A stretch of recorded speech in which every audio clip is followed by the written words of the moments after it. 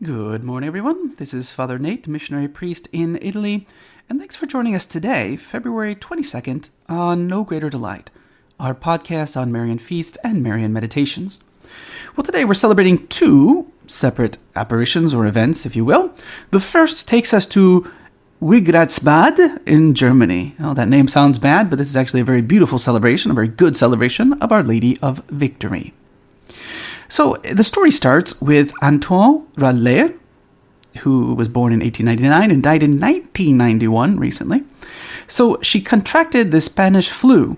This was in 1919, but Our Lady appeared to her, laid her hands on her, and healed her, right? So obviously then her family had a great devotion to Our Lady, and they had an image of Our Lady up in their house.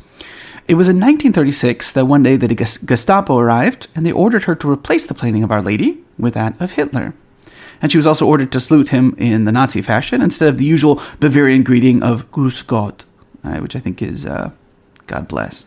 Anyways, Antoine disobeyed these orders, and as a result, she barely escaped several attempts to murder her, notably by drowning. She said that a mysterious cyclist protected her, whom she called her guardian angel on a bike. To express their gratitude, her parents erected a small Lourdes grotto in their garden, which was blessed by their local pastor of the parish in Weihnachtsbad, on October 11th, 1936. The following month, the statue smiled at her. And she received this prayer in a message: Our beloved Lady of Victory, conceived without sin, pray for us. Now, 2 years later, on February 22nd, so today, 1938, at around 6:30 a.m., Our Lady appeared to Cecilia Guerre, right? So it's a very beautiful image. She said she saw the Mother of God come out of a bright cloud that kept increasing in size, looking exactly like the statue in Weihnachtsbad.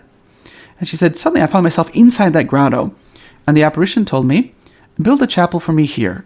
I shall crush the head of the infernal serpent with my feet. People will come to this place in great numbers, and I will pour a flowing of graces upon them. Saint Joseph, Saint Anthony, and the souls in purgatory will assist Antoine. The great lady ordered, now go adore my divine son in the blessed sacrament, right? And when Cecilia said, the blessed sacrament isn't exposed anywhere at 6:30 in the morning, she said, before her astonished eyes, the chapel appeared in the place that had been designated to me, and on the altar was Jesus in a magnificent monstrance, right? So soon thereafter, construction began on that plot of land.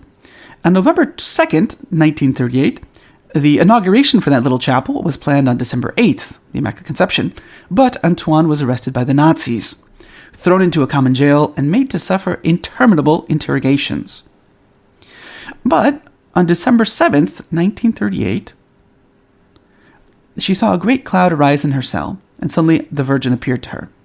She announced that she would be released, and the girl would spend Christmas with her family, right?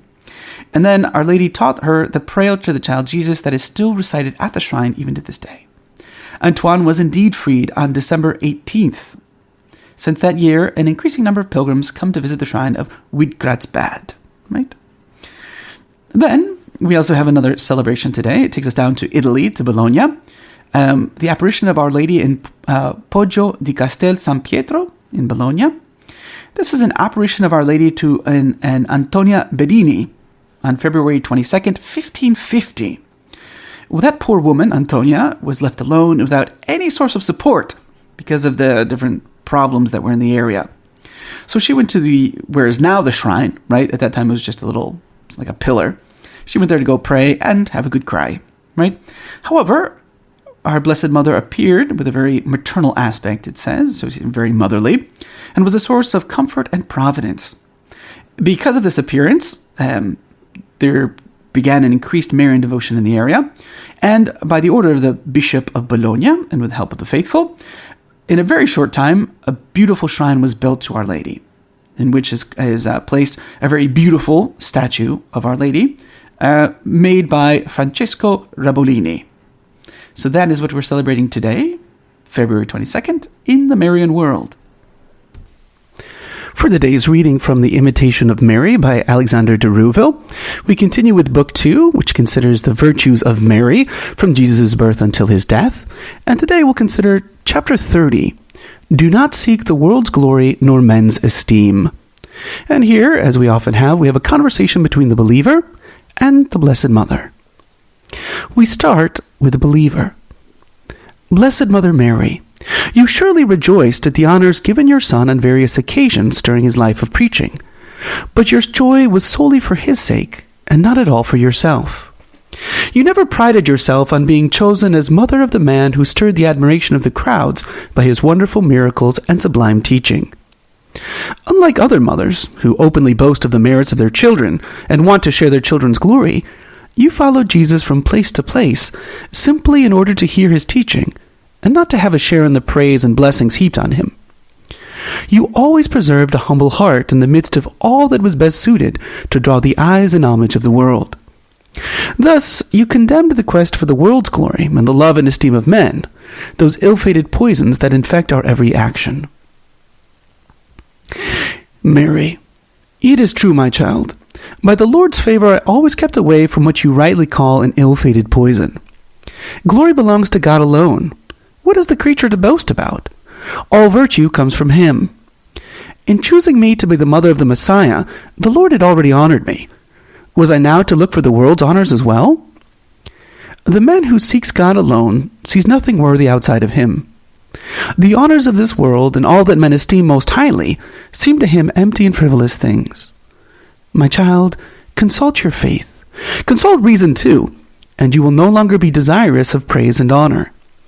Your ambitions will change, and you will want nothing but the glory God has in store for his saints. If you are forgotten, and no account is taken of you, you should not be saddened but filled with joy. For there is no safer way of reaching a high place in heaven than the way of humiliation when it is followed in a spirit of faith.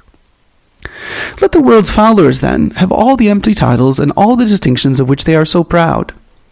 You should aspire to a glory that is more real and solid. Frequently ask God, as David did, not to let your eyes become enamored of empty earthly things. Many have destroyed themselves by making an idol of the world. Do not imitate them. Shrink from their example. The believer. Holy Virgin, I shall draw profit from your example and lessons. I want no glory but that which comes from imitating your virtues. But my heart is weak and easily deceived. Help me to obtain the constancy of soul I need, if I am to rise above the scorn and treacherous allurements of the world.